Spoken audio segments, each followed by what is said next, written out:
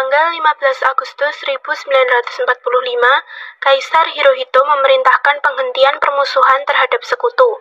Setelah sebelumnya, yaitu pada tanggal 14 Agustus 1945, sekutu menjatuhkan bom atom di kota Hiroshima dan Nagasaki.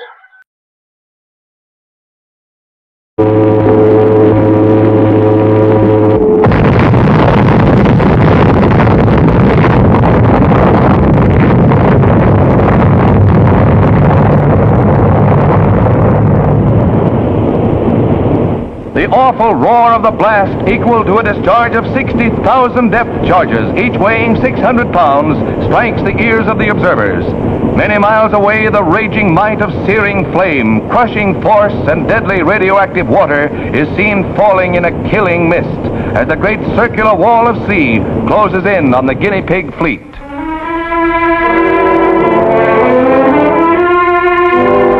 The combined forces let loose, swamp the nearby ships, and crush their thickly armored hulls like cardboard.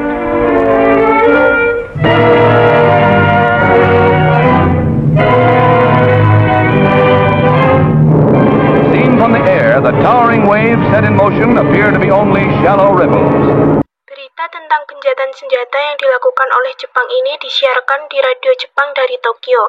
Ternyata siaran tersebut tertangkap di Indonesia dan Sultan Syahrir mendengarnya.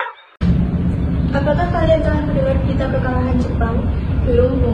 Benarkah itu? Apa yang terjadi dengan Jepang?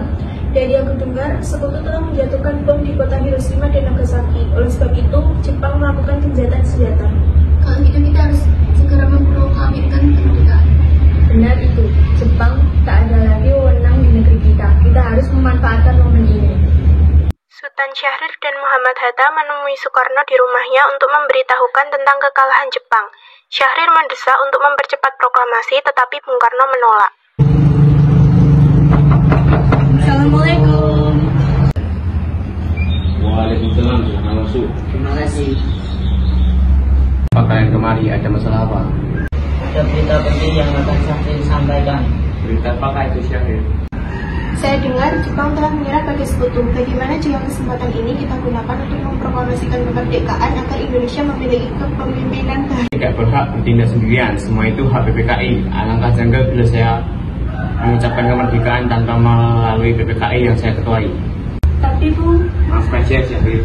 Tapi memang kita tidak boleh berkotor. baiklah kalau begitu. Kami permisi. Mari Hatta.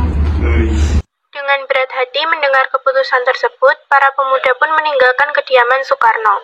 Tetapi mereka tidak putus asa. Mereka pun menyusun strategi bagaimana membujuk Soekarno dan Muhammad Hatta untuk memproklamasikan kemerdekaan sesegera mungkin. 15 Agustus 1945, pukul 10 malam, di rumah Bung Karno berkumpullah golongan muda yang dipimpin oleh Wigana, Soekarni, Darwis, dan Khairul Saleh. Ayo Bu, malam ini juga kibarkan revolusi. Kita harus segera merebut kekuasaan. Kami siap mempertaruhkan jiwa kami. Karena tidak bertindak cepat, maka akan ada pertumpahan darah secara besar-besaran esok hari. Potonglah hari sekarang, tidak usah menunggu esok.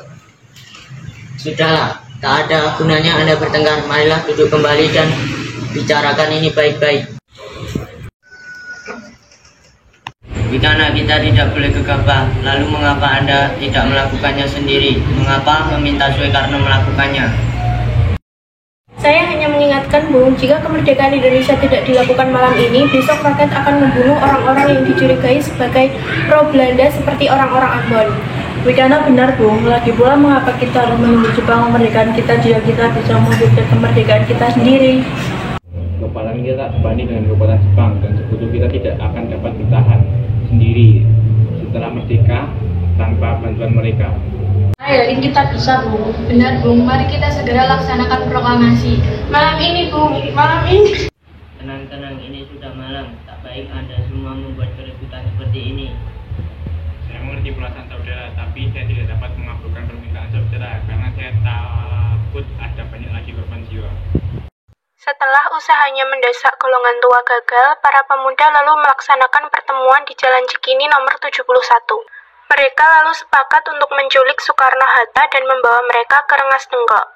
Tepat pada tanggal 16 Agustus 1945, pukul 4 pagi waktu Indonesia Barat, kediaman Soekarno, para pemuda melakukan penculikan Soekarno dan Muhammad Hatta. Assalamualaikum. Waalaikumsalam. Ada apa saudara datang pagi ini? Kami bermaksud membawa Anda dan Soekarno untuk ikut kami menuju ke tempat pengasingan. Tempat pengasingan apa yang saudara maksud? Ya, kami akan membawa kalian untuk diasingkan agar terhindar dari ancaman bentrok antara rakyat dan Jepang. Baiklah, kami akan ikut. Baiknya Ibu Fatmawati dan anak Anda turut serta Bung untuk menjamin keselamatan mereka. Baiklah, saya akan mengajak mereka. Hilangnya Soekarno dan Muhammad Hatta secara misterius pagi itu menimbulkan kepanikan di kalangan para pemimpin di Jakarta. Peristiwa ini baru diketahui oleh Mr. Ahmad Subarjo pukul 8 pagi. Apakah saudara tahu keberadaan Soekarno dan Bung Hatta? Maaf, saya tidak tahu, Bu. Katakanlah kepadaku di mana mereka sekarang, dan aku akan menjamin keselamatan mereka ketika kembali ke Jakarta, dan aku akan menjamin kemerdekaan untuk kalian esok harinya. Akankah Anda bersumpah untuk itu? Kau bisa percaya padaku, nak. Baiklah, kami akan menunjukkan tempatnya di Rengas Dengklok. Pada pukul 5.30 sore waktu Indonesia Barat, rombongan dari Jakarta tiba di Rengas Dengklok untuk menjemput Soekarno dan Muhammad Hatta. Syukurlah kalian semua baik-baik saja. Jadi bagaimana keputusannya? Kami setuju kemerdekaan akan dilaksanakan tanpa campur tangan Jepang. Lalu, kapan kita akan melaksanakannya? Menurut saya, bagaimana jika besok pasukan pemuda di Jakarta sudah siap? Ya, mungkin ya kita akan melaksanakan esok pagi.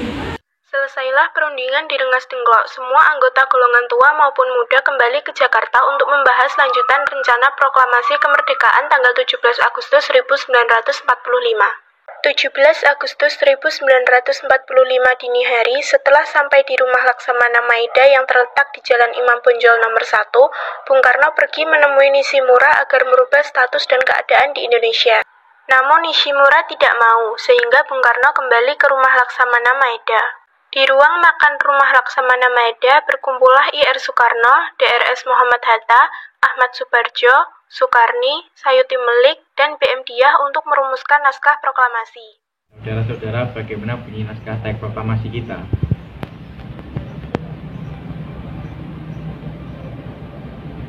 Kami bangsa Indonesia dengan ini menyatakan kemerdekaan Indonesia. Baik, sudah saya tulis. Lanjutannya, Bung, hal-hal yang mengenai perpindahan kekuasaan dan lain-lain dilaksanakan dengan cara seksama dan dalam tempo yang sesingkat-singkatnya. Jakarta, 17 Agustus 1945. Ya, sudah selesai. Apakah Anda semua setuju? Setuju! Lalu siapa yang akan menandatangani naskah ini? Bagaimana kalau naskah ini ditandatangani oleh semua yang hadir? Saya rasa jangan terlalu banyak. Menurut saya lebih baik Bung Karno dan Bung Hatta saja yang menandatanganinya atas nama bangsa Indonesia. Setuju. Sayuti, tolong kau ketikkan naskah ini. Siap, Bung. Akan melaksanakan proklamasi.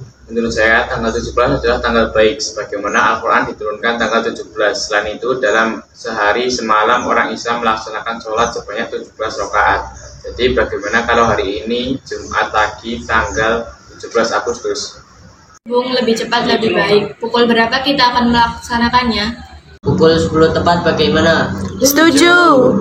Saya akan menyuruh Fatmawati untuk menjadi bendera merah putih. Tolong siapkan tiangnya. Baik, Bung, tapi di mana kita akan melaksanakannya? Di rumah Bung Karno. Setuju!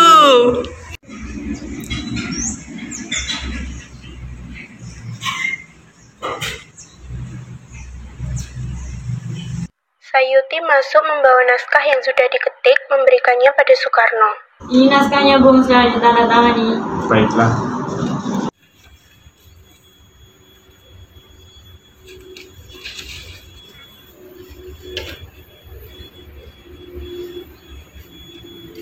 Ya, tolong perbanyak naskah ini dan sebarkan ke seluruh Indonesia. Siap, Bung. Hari Jumat pada tanggal 17 Agustus 1945, pukul 10 pagi waktu Indonesia Barat di Jalan Pegangsaan Timur nomor 56, dilangsungkan proklamasi kemerdekaan Indonesia. Sesaat sebelum upacara dimulai, Ibu Muti, tolong kibarkan bendera ini sebagai tanda kejayaan bangsa ini.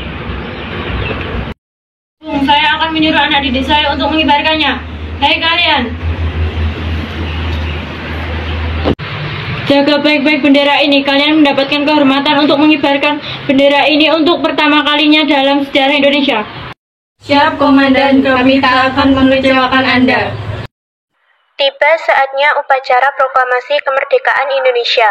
Tokoh-tokoh pejuang Indonesia telah hadir di lokasi, di antaranya yaitu Mr. A.A. Maramis, Hos Cokroaminoto, Otto Iskandar Dinata, Ki Hajar Dewantara, M. Tabrani, dan lain-lain. Suasana menjadi sangat hening. Soekarno dan Hatta dipersilahkan maju beberapa langkah dari tempatnya semula. Dengan suaranya yang lantang dan mantap, Soekarno pun membacakan pidato pendahuluan sebelum beliau membacakan teks proklamasi. Saudara-saudara sekalian, saya telah meminta saudara hadir di sini untuk menyaksikan peristiwa maha penting dalam sejarah bangsa kita. Berpuluh-puluh tahun kita bangsa Indonesia telah berjuang untuk merdeka. Bahkan telah beratus-ratus tahun lamanya gelombang aksi kita tidak putus dalam berjuang untuk kemerdekaan negeri ini. Kita jatuh bangun menyusun kekuatan untuk menggapai cita-cita Indonesia bebas dari penjajah bangsa lain. Semalam kita para pemuka rakyat Indonesia dari berbagai penjuru bergabung untuk memusyawarahkan dan permusyawaratan itu. Sehingga serta berkata, inilah saatnya bagi kita untuk mengobarkan api revolusi kemerdekaan Indonesia. Saudara sekalian, dan ini kami menyatakan kebulatan tekad ini itu. Dengarkanlah proklamasi kami. Proklamasi. Kami, bangsa Indonesia, dengan ini menyatakan kemerdekaan Indonesia. Hal-hal yang mengenai pemindahan kekuasaan dan lain-lain diselenggarakan dengan cara saksama dan dalam tempo yang sesingkat-singkatnya. Jakarta, 17 Agustus 1945, atas nama bangsa Indonesia, Soekarno, Hatta.